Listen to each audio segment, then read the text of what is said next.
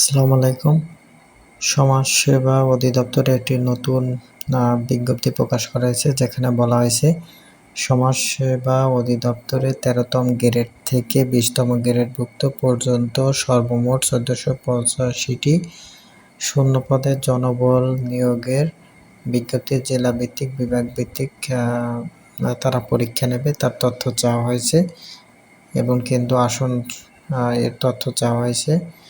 উপযুক্ত বিষয় পরিপ্রেক্ষিতে জানানো যাচ্ছে যে সমাজসেবা অধিদপ্তরে ১৩তম গ্রেড হতে ২০তম গ্রেডের যে ৫২ ক্যাটাগরির যে ১৪৮৫টি শূন্যপদ রয়েছে,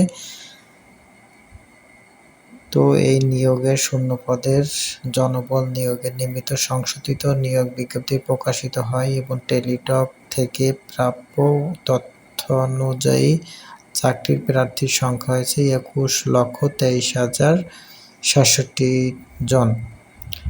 তো ১৩/৭/২০২৬ তারিখে অনুষ্ঠিত বিভাগীয়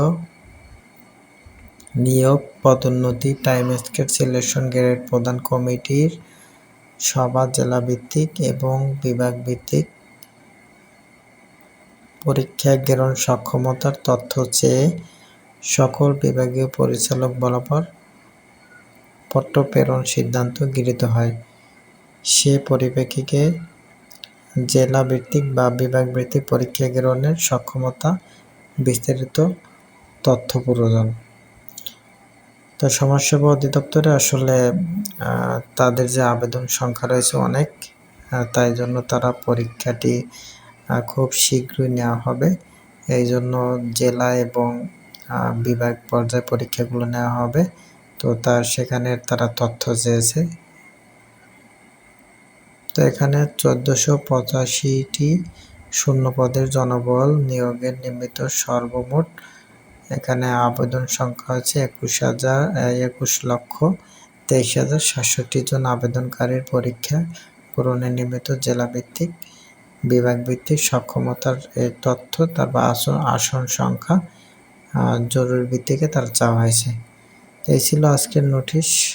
তো আপনারা যারা সমাজসেবা অধিদপ্তরে আবেদন করেছেন, পরীক্ষা দেবেন, তারা খুব শীঘ্রই পরীক্ষার জন্য প্রস্তুতি নেন, কারণ আপনাদের পরীক্ষা খুব শীঘ্রই হবে।